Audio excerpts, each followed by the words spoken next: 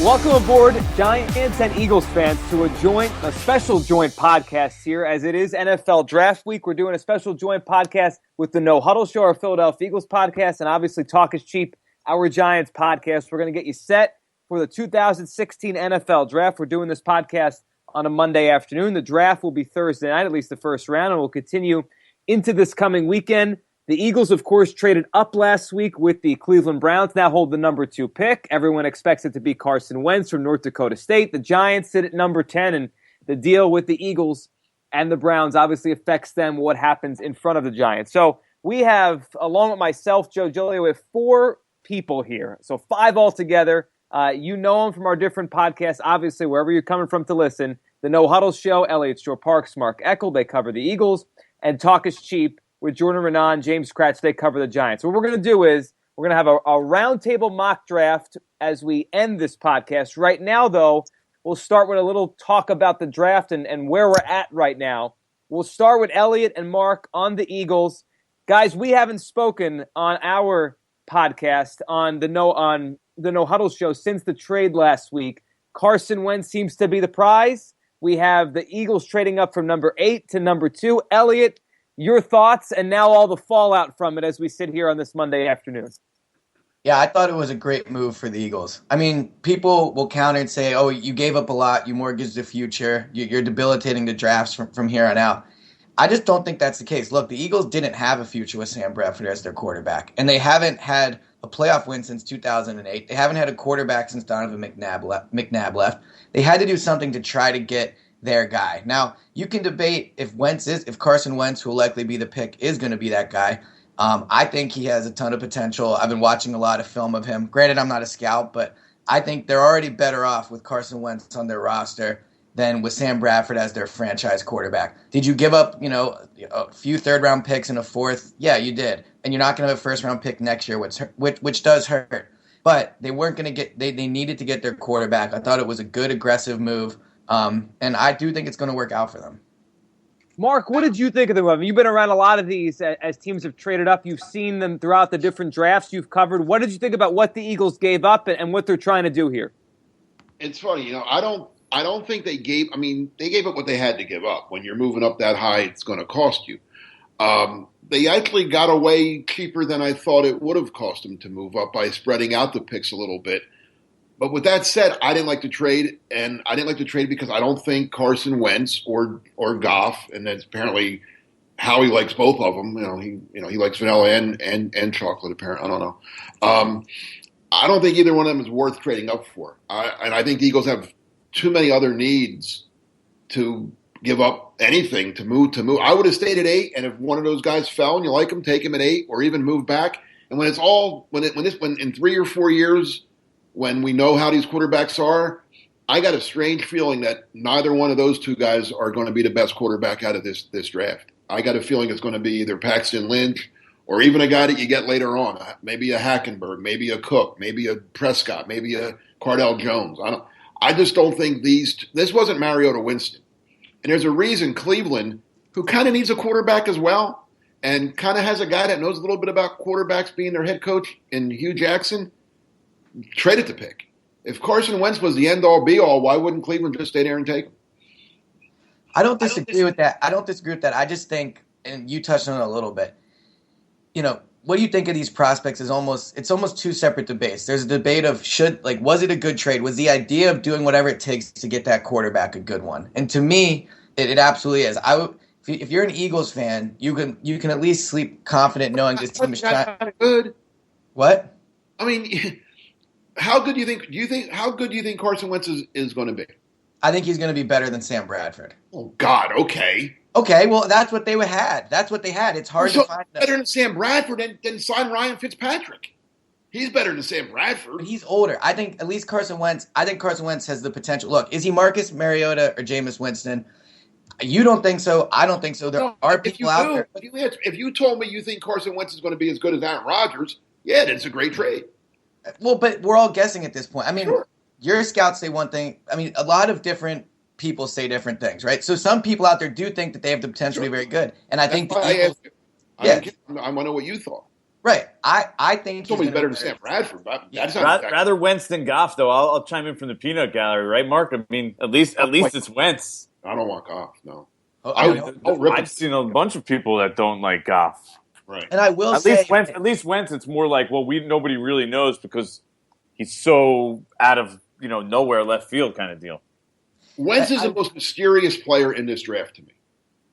Well, that's probably mostly because no one really saw him. I know, Elliot, you've been talking about watching him now. Everyone's kind of getting caught up on this. But if we're all being honest, none of us really sat there during the college football season and watched North Dakota State football. Our listeners, I can almost guarantee our listeners never watched a full game of his, except maybe when they were in the championship game because they aired that on ESPN, and maybe you just were hanging out on a Saturday afternoon or whatever, and you watched it, and you probably didn't even know who the heck the quarterback was. Even that, alcohol involved, so I probably wasn't paying attention. Right, even that's probably a stretch. You're right, Jordan. So we are dealing with an unknown here.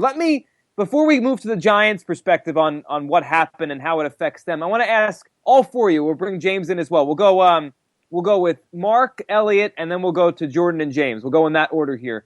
To justify what the Eagles gave up, and I know we probably all have a different opinion on how much it was in terms of was it crazy or was it fair? But they gave up a pretty good amount, extra number one picks and all that kind of stuff. What level of a quarterback do you think he has to be? You can give me a name of a current quarterback or just kind of a tier. Like in your mind, what does Carson Wentz have to be if he is the Eagles pick at 2 to justify what they've done here? Mark, your thoughts on that? I would say he has to make a Pro Bowl minimum, make a Pro Bowl, be one of the top 5 to 10 he doesn't have to be the best quarterback in the league. That's hard to be. I mean, but in that 5 to 10, when people talk about who are the best quarterbacks in the game today, his name's got to at least be in the conversation. I think in a few years, when we're looking back on this trade and we're looking where the Eagles team's at, we need to say, can the Eagles win a Super Bowl? And when we answer that question, it's going to be, do we think Wentz is good enough to be that guy or not? Now, he doesn't have to be a top 2-3 quarterback in the league to do that. But he has to be, I think he's got to be better than an Andy Dalton. He's got to be someone where you're not going into the playoffs and saying, this guy's a huge question mark on our roster. And, as Mark said, that'll happen by making a Pro Bowl, by winning a playoff game. I think that's what the Eagles need. They need to know that they've got the quarterback position solved. And if they don't, then it clearly wasn't a good trade because you're still going to have to be looking for the next guy. Right. He has to be Donovan McNabb. He has to be Donovan McNabb. That's it. That's like the floor. Like, you're making this trade, he's got to be at the level that Donovan McNabb was, pretty much.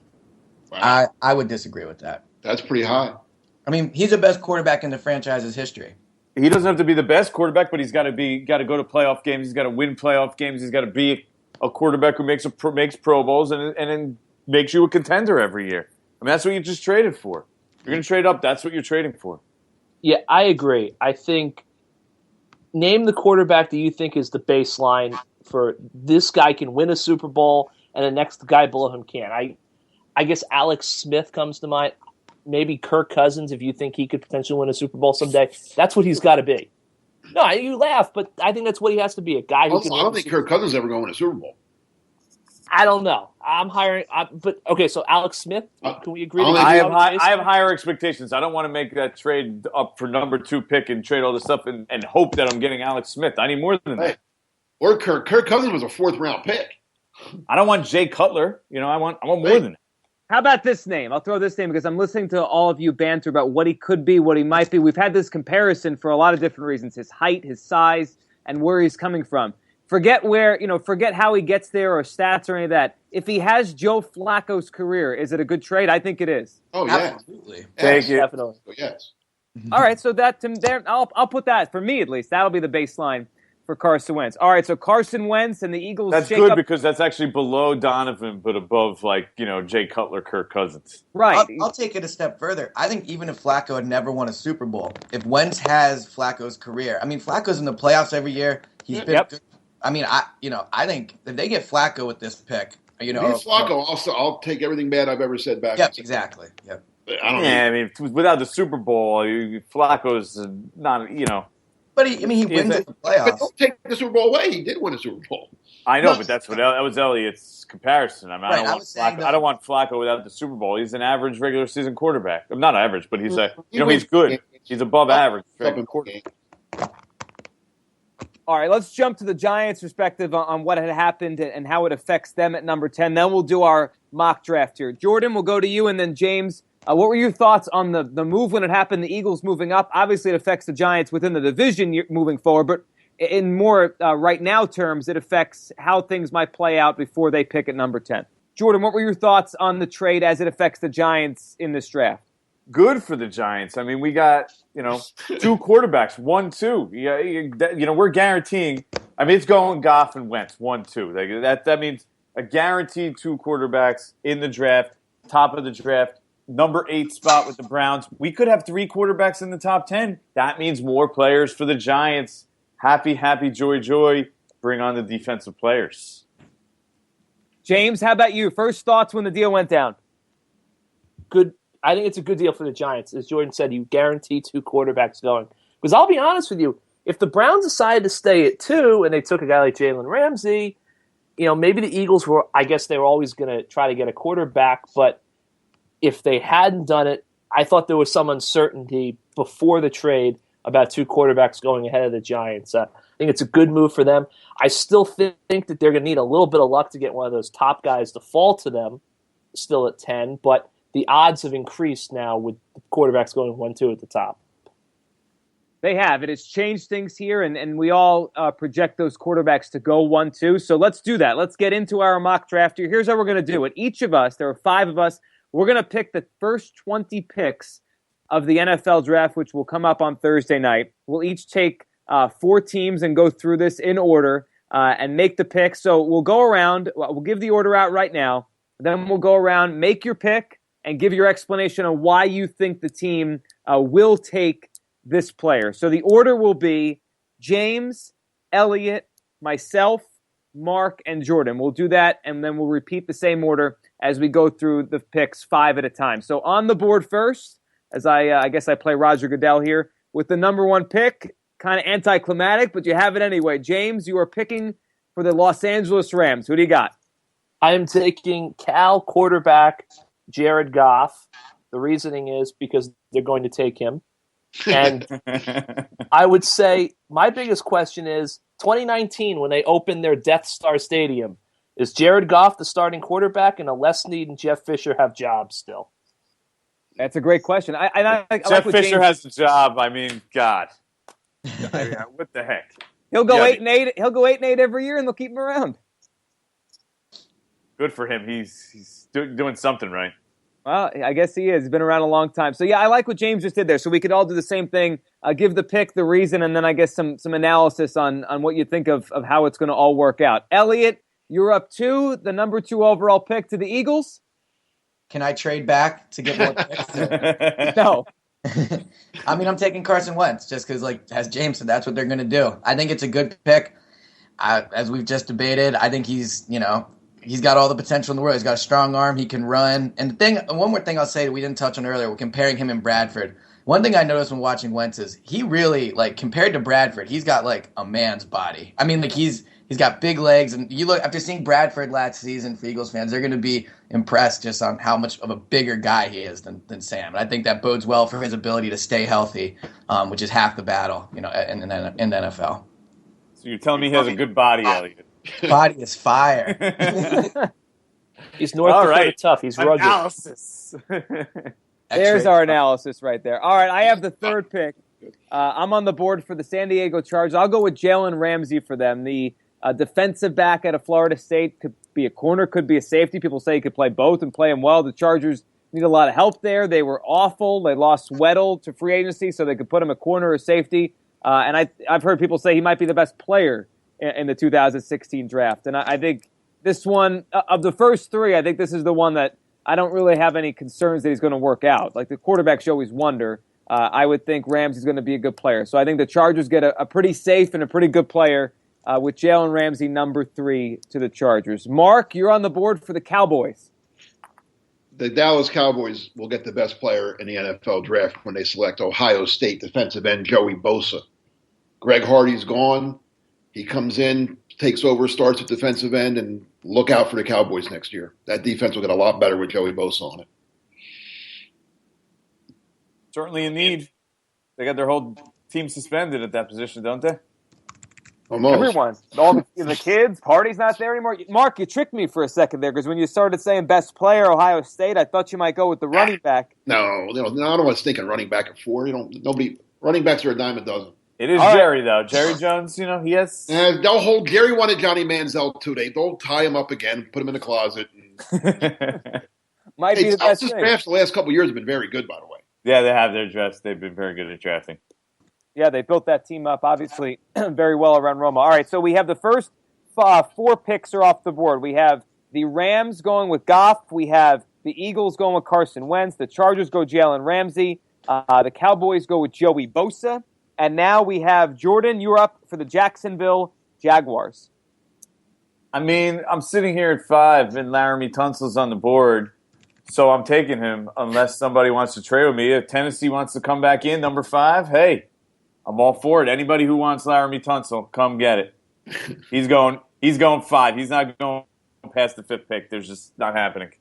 He's the best offensive lineman in this draft by far. Best player on the board goes Jordan with Laramie Tunsil, offensive lineman, to the Jacksonville Jaguars. We're back to our original spot in our order. That means James is up with the pick at number 6 for the Baltimore Ravens.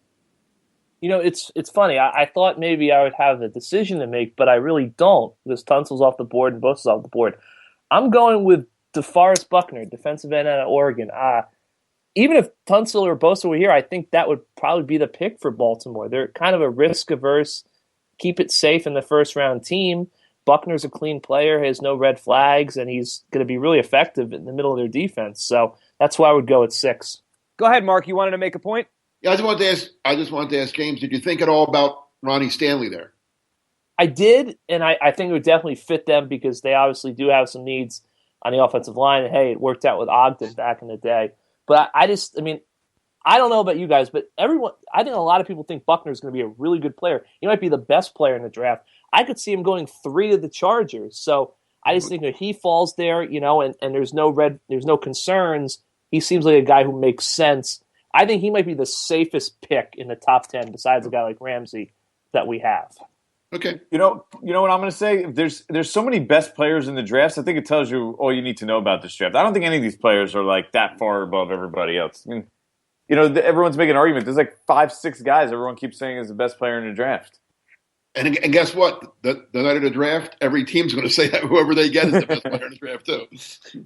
That's a good point. And then years from now, there'll probably be 1 or 2 that stand out above, everybody else. So we have Buckner go at 6. Elliot, you're now on the board for our old friend Chip Kelly, now with the San Francisco 49ers. Who do you pick for them?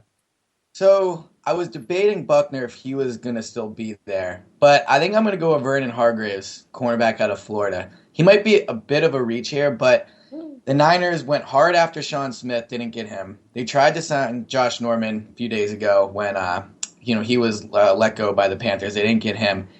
Hargreaves is a little short for Chip's liking. He's only 5'10", but I don't really think – Chip, he's working with Balky at this point. I think Balky's going to have more of a say over who they take than Chip will. They need a cornerback. I think Hargreaves is very good.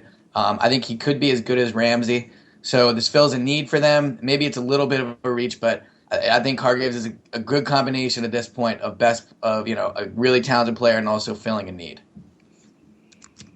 Yeah, it'd be a good pick for them. And they obviously need a lot of help on defense because they've had a lot of defections over the years. So we go Hargreaves by Elliott to the 49ers. I'm up now with the Cleveland Browns at 8. They were at 2 just a week ago. But now they've switched places with the Eagles. And there's been a lot of talk that maybe Paxton Lynch fits here, a quarterback. I've had a feeling for a while, even before the trade with the Eagles, that they're going to give this RG3 thing a year. Maybe they'll take a quarterback later. I'm sure they will in this draft at some point. But I think they're going to try to see what they could do with RG3 with Hugh Jackson there. And I thought from the beginning that maybe if they stayed at 2, Tunsil could make sense. They'd protect RG3 and build a line in front of him. He's gone off the board at number 5. But I think Ronnie Stanley makes a lot of sense for the Cleveland Browns at number 8. So I'll pick him. He could play right tackle for a year, and we'll see how long Joe Thomas lasts. But I'll go Ronnie Stanley at number 8 at a Notre Dame for the Browns.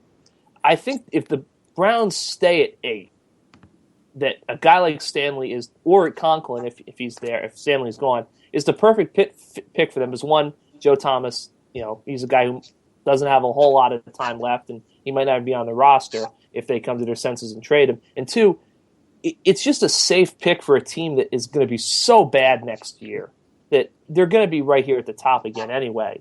So they might as well just put a shot in the fairway, take an offensive lineman, and just look to the future because that's all they have is the future.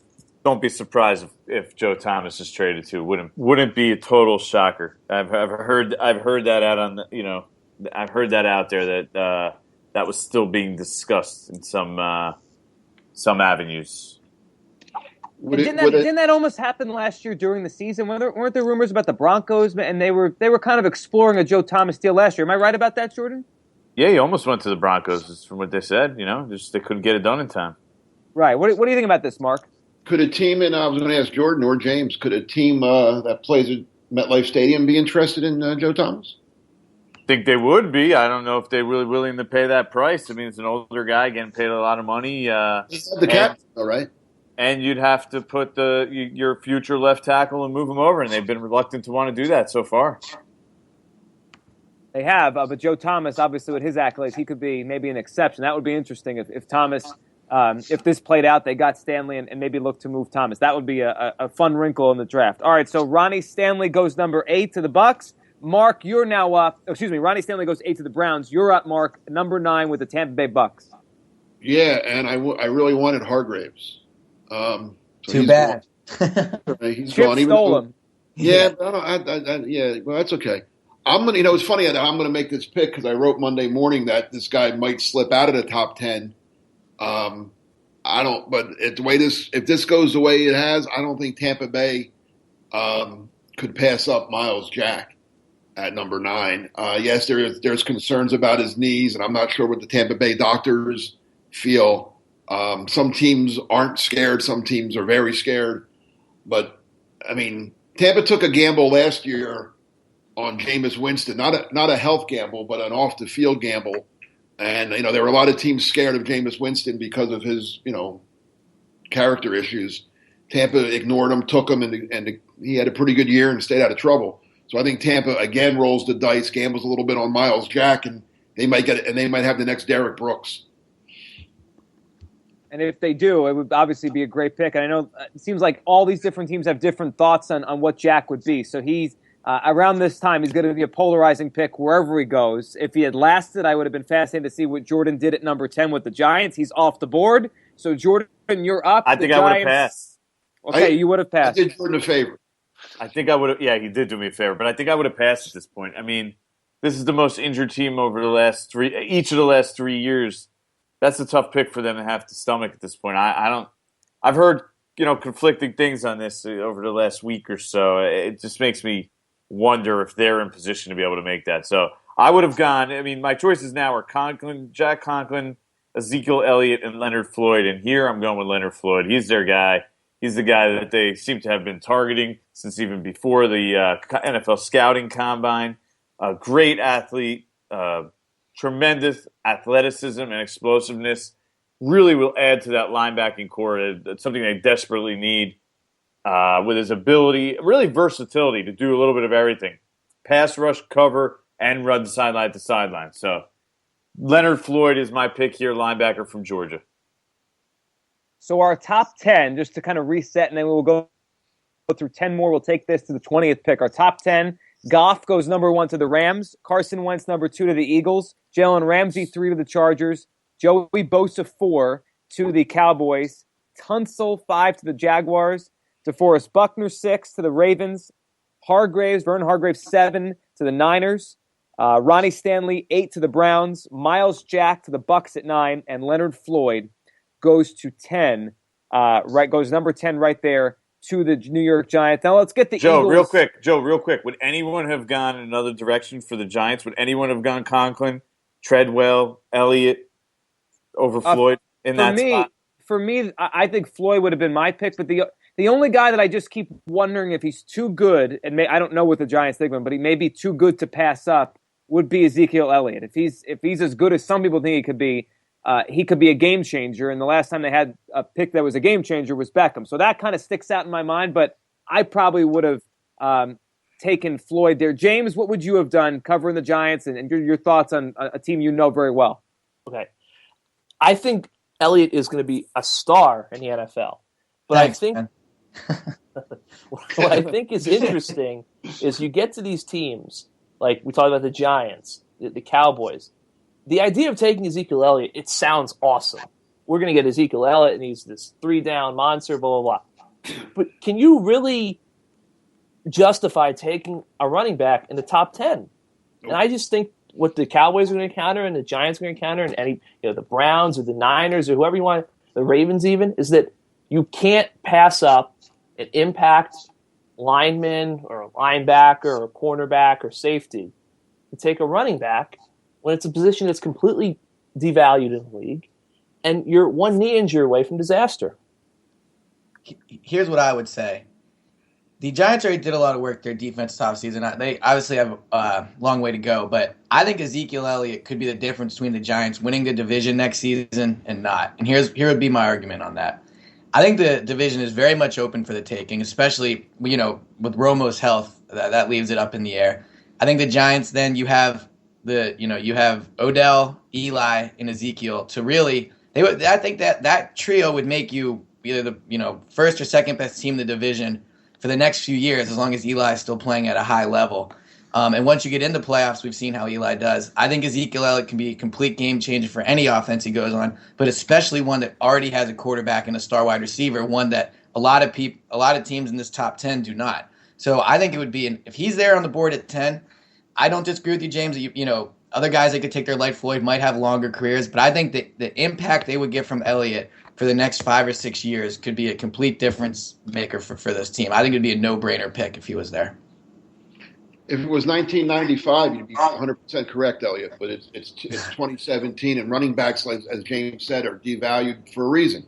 8 of them gained 1,000 yards last year. 8 running backs in the entire NFL gained 1,000 yards. Only one of those 8 made the playoffs. That was Adrian Peterson, whose team got knocked out in the first round when they scored all of 6 points. Running backs don't mean that you don't care. Who cares? You can get a guy. Yes, Elliott's the best of the bunch, no doubt about it. Todd Gurley was great last year. Rams went 7-9. Because the Rams didn't have a quarterback. The Giants already have a quarterback. They already have a star wide receiver. What about that? I mean, my point is, you could get a running back in the 3rd round. You can get a Devontae Booker, a C.J. Prosise, Paul Perkins. No, they won't be as good. A David Johnson from last year, who was maybe as good as Adrian Peterson when he got drafted in like the 5th round or something. You can get running backs all throughout the draft. There's no reason to take one so high unless you don't have any other need. If your team is set, you got a great defense, you got a good quarterback, you got good receivers, your offensive line's pretty good, and that's the last piece of the puzzle. Yeah, go ahead, take a running back. But I just think running backs are so devalued, to use James's word. I mean, they're just not important anymore. Nobody wins games by running the ball anymore. James, what do you think on this? Well, just to get back to what Elliott said about the defense, yes, I understand the Giants spent $200 million, all these defensive pickups and free agency. But I think the problem, and I think a lot of fans are having this too, is that are we talking about 2016 or are we talking about 2016 and beyond? Because, yes, the Giants' defense will be better in 2016, but JPP is on a 1-year deal, and if he has a great year, someone could offer him a massive amount of money and he walks. Jonathan Hankins, interior tackle, going into his walk year. Someone could pay him a lot of money, and the Giants, even if they want to bring him back, might not be able to bring him back. All the linebackers are on 1-year deals. You don't even know if you have a free safety who can play on your roster. You might have to go get a free safety next year. You don't know anything about the depth of your defensive line. You've got a lot of young guys who have to prove it and haven't done that yet. Dominique Rodgers-Cromartie is getting past 30. You don't know if you're going to he'll be over 30 next year. So, I mean, the Giants, they could have 6 starting jobs potentially open next year on their defense. And everybody says, they signed Vernon and Jenkins and Snacks. It's over, Super Bowl, here we come. But I just think that, yes, maybe Elliott helps them win the NFC East in 2016. But what's going to happen in 2017 when the defense either loses a bunch of guys or has guys prove that they can't get the job done? All of a sudden, you're rebuilding the defense again, and you're starting from square one, in my opinion. You go offense, and it's the 5th straight year they go offense. If you're not investing in that defense, you don't get those building block pieces. They're just, it's hard to get these guys in free agency and pencil them in as building block pieces. I mean, you don't get all pros in free agency. It just doesn't really work that way most of the time. They gotta invest in that linebacking core, those pass rushers in order to be good, like James said. Like, looking at it as they get Elliott, they could contend for the division immediately this year. Very short-sighted, in my opinion. You gotta look longer term. It's a 2 or 3 year investment where you're really looking at your first round pick making a really significant, huge impact, and you got to be all right with that and start looking at getting some of those guys on the defensive side of the ball. Before we move on to the back end of our mock draft or our last 10, I just want to throw this at all of you. And I have one that is kind of in my head, but maybe you guys have another.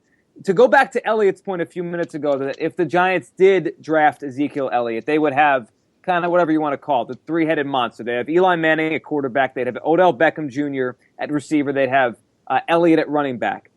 Now, I don't know, maybe you guys don't think that kind of trio is as valuable maybe as it used to be, but off the top of your heads, could you think of a better quarterback, receiver, running back trio in the NFL? The only one that comes to my mind would be what the Steelers have with Roethlisberger, Antonio Brown, and Bell, and depending on how good Elliott is, it could be kind of close. Can you think of another one, and how much does that matter? Elliott, I'll go to you first because you brought it up. Well, are we assuming the Eagles are keeping Sam Bradford? So who would you go? You go Bradford, Ryan Matthews? And I'd probably put Aguilar, I guess, right? Okay, yeah, that's fair. The law firm of Bradford, Matthews, and Matthews. Yeah, that's a good one. I mean, off the top of my head, I can't think of one. Well, no, I mean, especially when you consider the youth.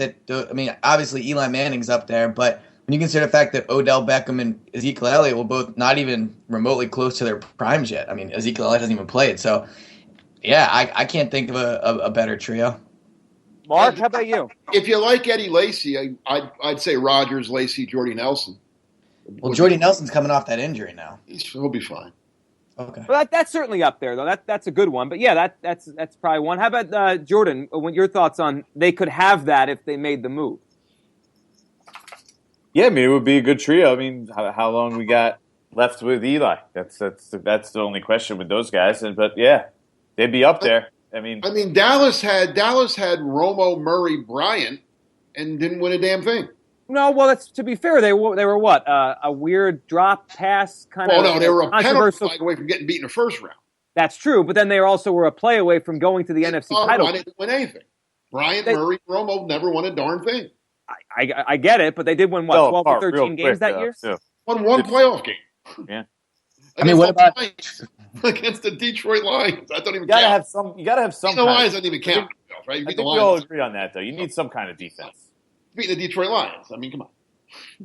You do need some kind of defense. All right, so let's move on to our back end here as the Giants get Leonard Floyd. Jordan made the pick for the Giants. Leonard Floyd at number 10. So now we reset. That means, James, you're back on the board, picking for the Chicago Bears at number 11.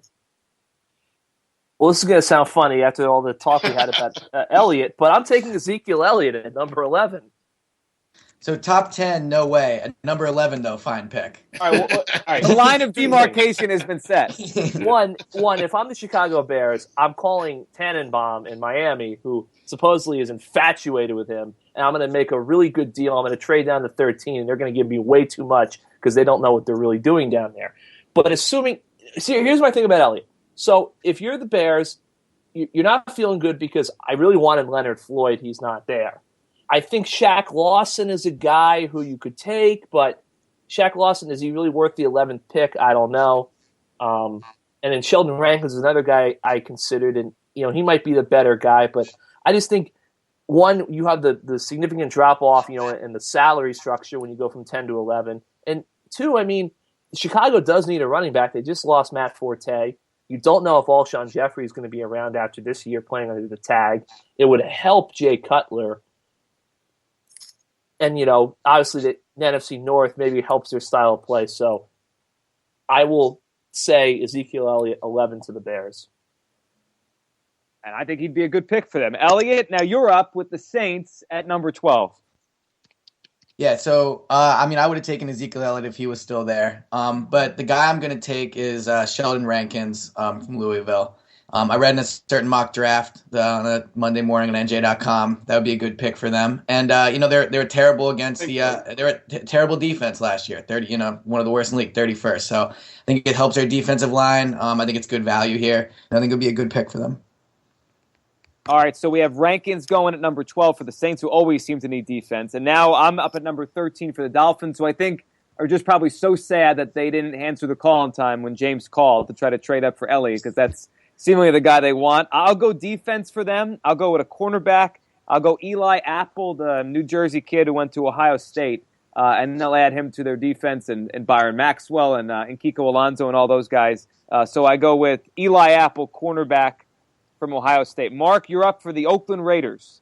I'm going to go cornerback also. I'm going to take William Jackson from Houston. He's a Raider true and true. Woo. Big, strong, physical corner. The kind of Raiders have loved for years. He's I'm not going to put him in this category, but Charles Woodson type, that body kind of style, big, strong, fast, likes to get in your face, play a little man-to-man press. This kid was born to be an Oakland Raider. Born to be an Oakland Raider. I like that. But he's without the trouble. I don't think he's gotten any trouble. I don't know if that's a positive, by the way. Hey, the Raiders are going to be good next year, guys. They are going to be pretty good. I agree with that. I think they're going to be good too. Jordan, you're up for the Tennessee Titans, who obviously had the number one pick just a week and a half ago or whatever it was, and now they sit in the middle of the first round. The Titans at number 15. Yeah, what do you thank got? you very much. I mean, I'll take Jack Conklin. Why not? I was going to take Laramie Tunsil at 1. Now I got all those picks, and I get Jack Conklin at 15. Thank you. That's By the way, good.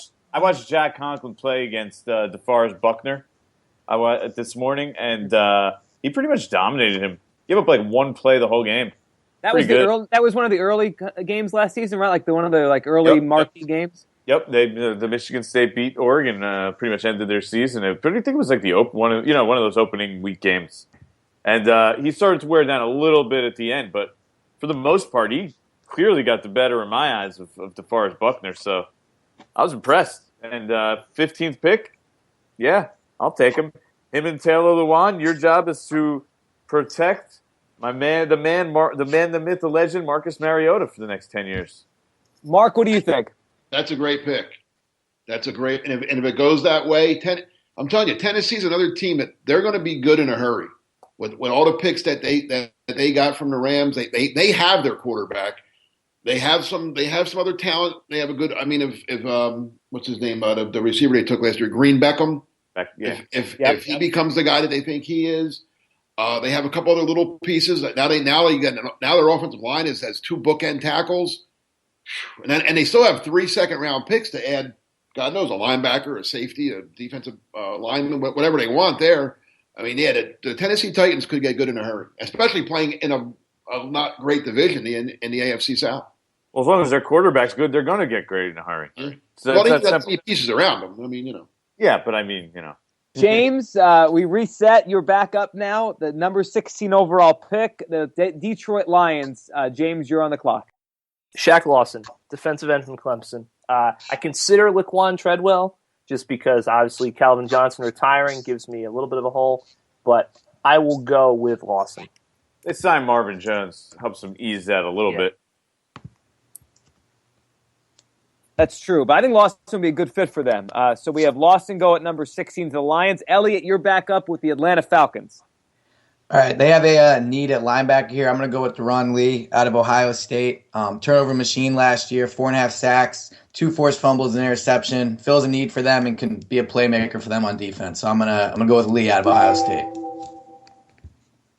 All right, that puts me back up with the Indianapolis Colts, who were just a mess up front on both sides last year, and obviously Luck got hurt, and the season just turned out to be a disaster. I think they make the first, I don't know what you want to call it, controversial pick or the eye-opening pick. I think they go with talent, and they risk everything else, and I think they're taking Noah Spence, the outside linebacker, pass rusher, defensive end, whatever you want to call him, originally from Ohio State, had to leave. Goes to a smaller school, and I think he ends up with the Colts as a pass rusher at number 18. So I go Noah Spence to the Colts. Mark, you're up with the Bills. I'm still shocked that on that last pick. Noah Spence, really, Joe? Wow. They're going for talent. You're going for us. Character doesn't matter, huh? Well, it does, but not for the Colts in that pick. You don't want an offensive lineman to keep Andrew Luck standing up, huh? Yeah, I thought about Taylor Decker, but if Conklin was there, I would have taken Conklin. But I went with the try to hit a home run. A little shock. All right, Buffalo. I wanted Lee, and Elliott took him ahead of me from Atlanta, which probably could happen as well. I could shock the world and take a quarterback here, huh? Do You it. could. Mike Mayock mentioned last week that this could be a spot for Paxton Lynch. I am or lurking. another I am quarterback. lurking at number Is 20. Paxton Lynch on the board? Yes. Oh God, give me Paxton Lynch, and Buffalo's going to be good for a while now. Yeah, give me Paxton Lynch. I didn't realize he was still on the board.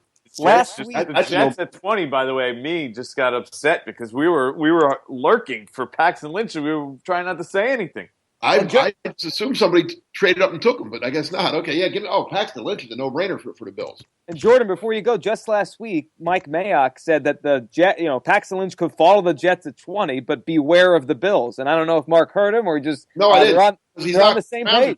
The Cleveland Browns are taking Paxton Lynch. Mark's sold on the Browns. Maybe not at 8. Maybe they go down again. Down to Tennessee and get him at 15, but they're going to the Browns. Paxton Lynch will be.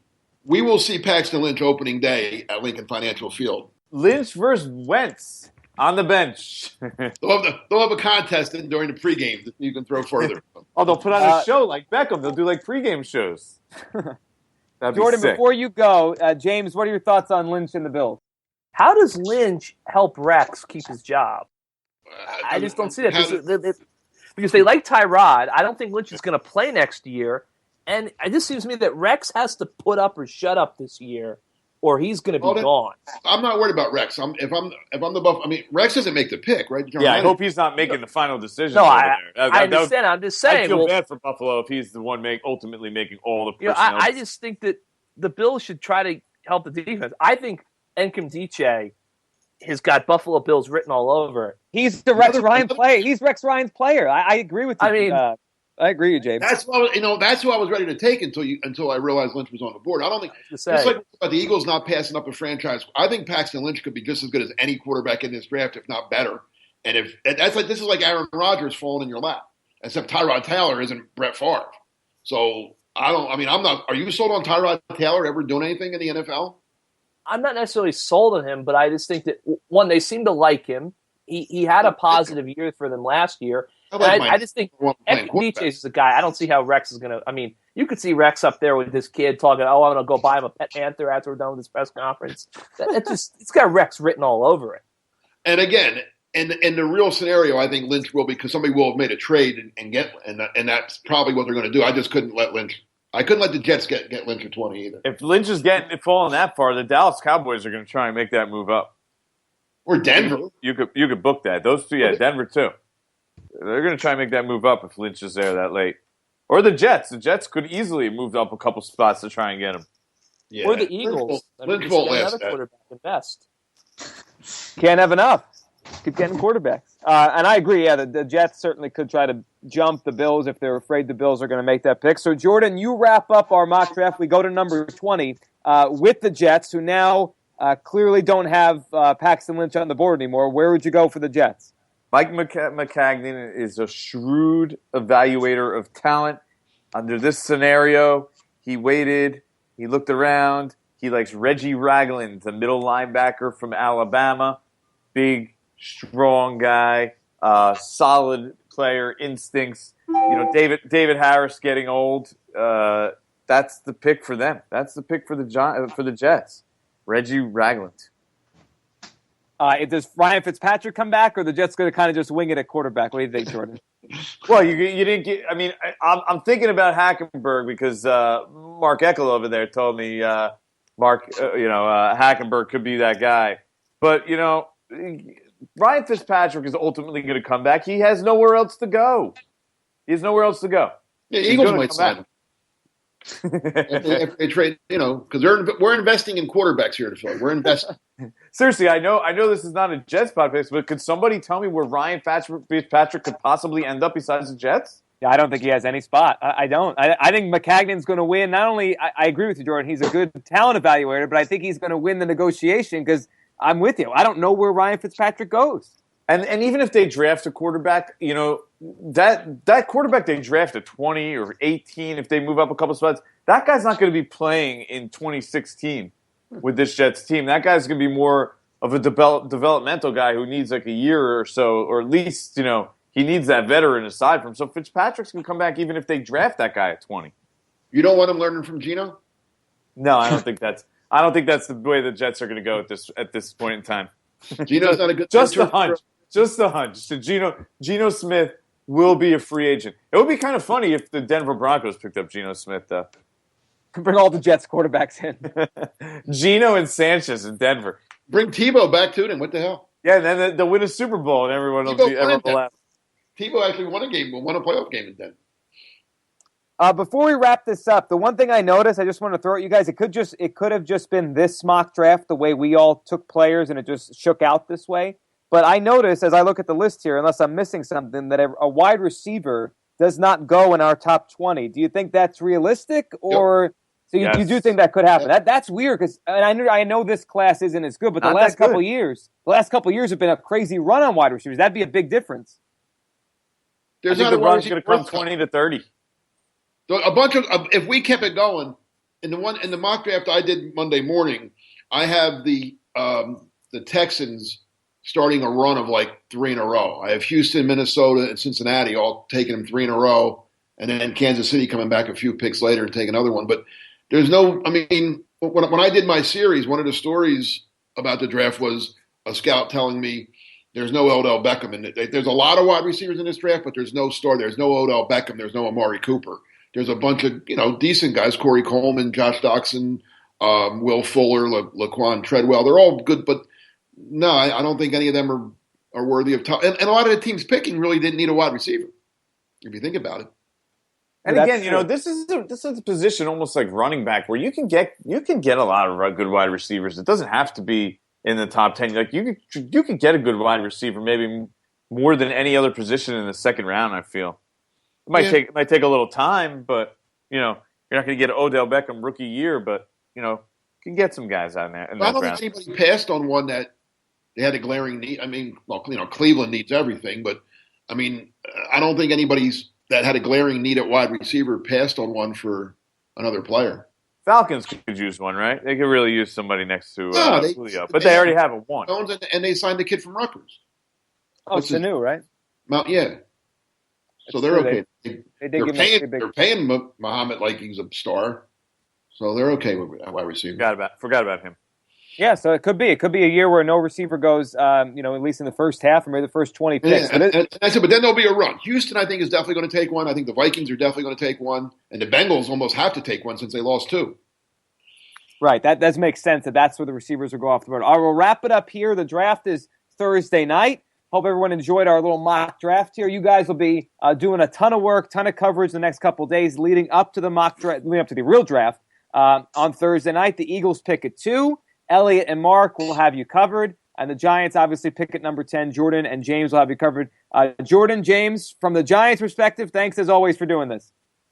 You got Anytime. Elliot, are you still there? You're still breathing? Got to make sure. I'm still here. I'm just trying to get over the Bradford thing, Just it's hard, but we'll see. It's been a rough day for him. And from the No-Huddle show perspective, Elliot and Mark, thanks for doing this, guys. No problem. Talk to you soon. And thanks to all of you for listening to our joint NFL draft mock draft preview show right here on NJ.com. We'll be with you with a ton of coverage coming up. We'll be back next week with individual shows, obviously with the Giants and the Eagles, to break down what happened with probably Carson Wentz to the Philadelphia Eagles. And we'll see where the New York Giants go at number 10. Thanks for listening.